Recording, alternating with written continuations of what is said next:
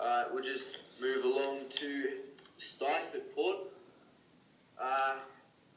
Started off very well, made a couple of sick trades.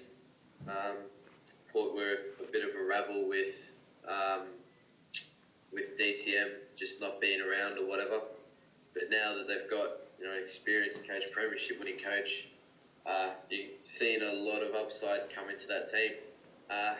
One suggestion I have for Stike is to fucking trade me Chris Yarran and not rate him at 189 points a game. Other than that, he's got a pretty good list. The two things I want to talk about is his spine, actually. He's got Tate Pearce, who, when he's not injured, is an absolute gun.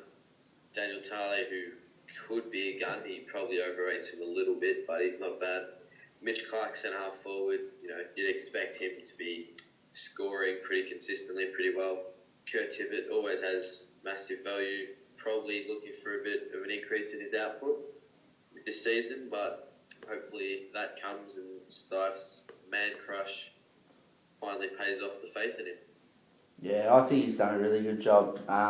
The best thing that could possibly happen to Port was DTM leaving, and although Stike was ripped about it at the time for his third club within the space of 12 months, it's really good that he's taken over. He's done a great job so far. Finally, Port Adelaide will have a team out on the park every week.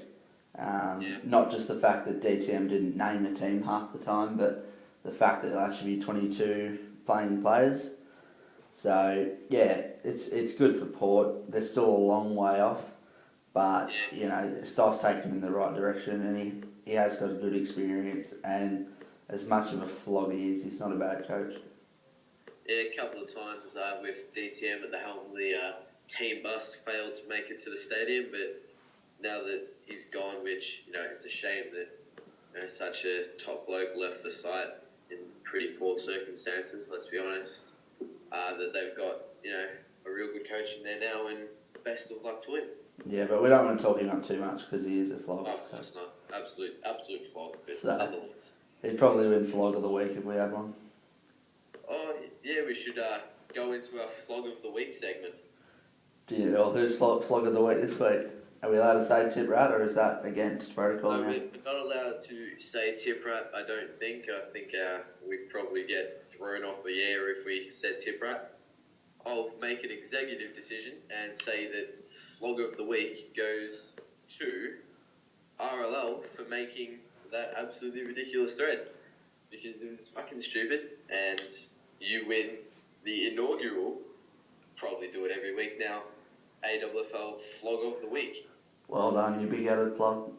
Yes, the big-headed flog of the week for this week. Big-headed flog of the week. Sponsored by Champion Data, where employment standards are no longer high. Alright. Alright, I think it's time we wrap this up. It's good to be back on the air.